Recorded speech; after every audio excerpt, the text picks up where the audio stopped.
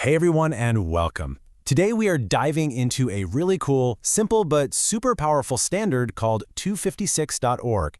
It's a public spec that gets right at the heart of a huge problem on the web, broken links and content that just changes on you without any warning.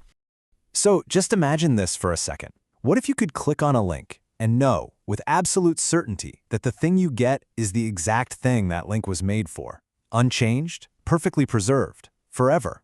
No more 404 errors, no sneaky edits. That's the promise we're going to unpack today. So, what exactly is 256t.org? Well, at its core, it's just a standard, a set of rules for what we call content addressable storage.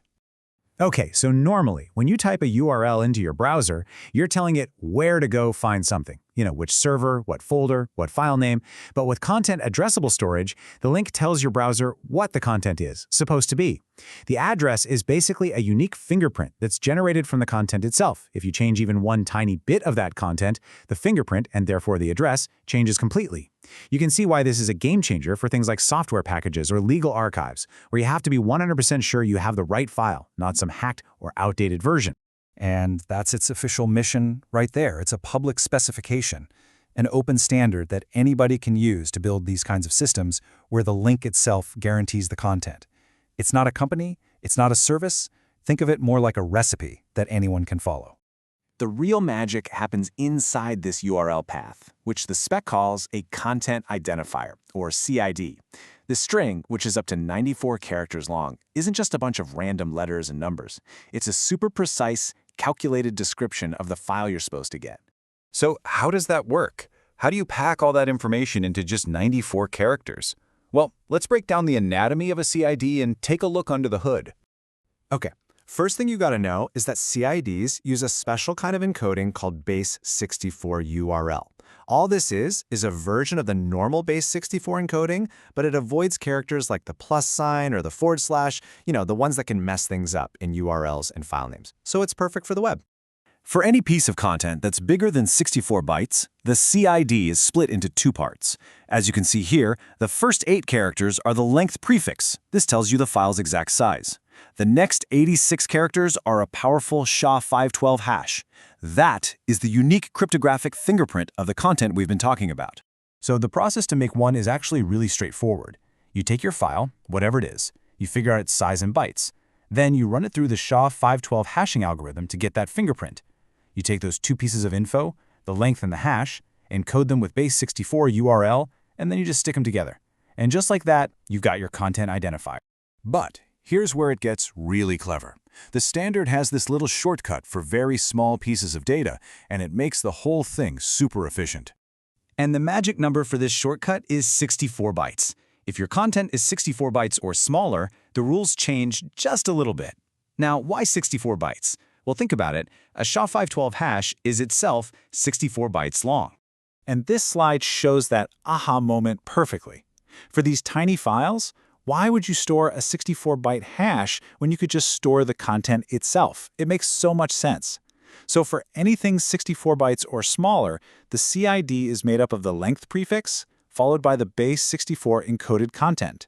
The data is literally baked right into the link. How cool is that? Okay, so we know how it works. But what's the big picture here?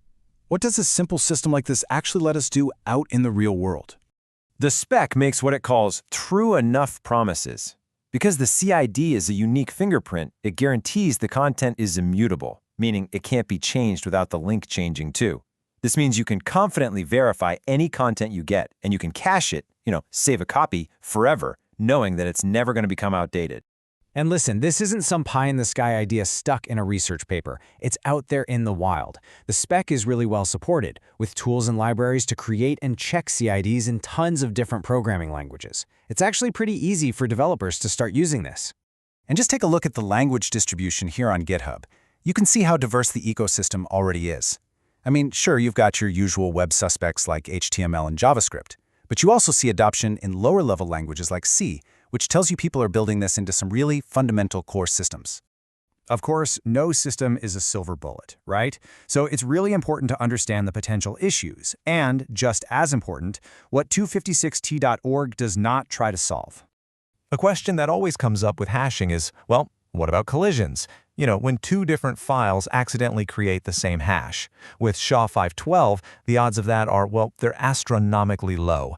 And as the documentation cheekily points out, if someone really wants to trick you, it is way, way easier for them to just give you the wrong file than it is to try and engineer a hash collision.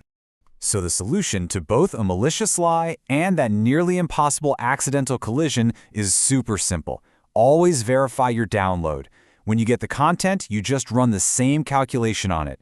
If the CID you calculate matches the CID you requested, you have absolute proof you got the right thing. Simple as that. It's also really important to know what this spec doesn't do. It's not a search engine. It won't tell you how to find a server that has the content. It won't tell you how to publish your own. And it doesn't handle things like metadata or passwords. It has one very focused job, and it does that one job really, really well. Identifying content. And that kind of brings us to the big final thought here. 256.org is just a fantastic example of a small, simple, open standard that solves a very specific problem with a lot of elegance. And it really makes you wonder, doesn't it? What other parts of the web, of our whole digital world, could be made more robust, more reliable, and just more trustworthy with clever little ideas like this? What do you think?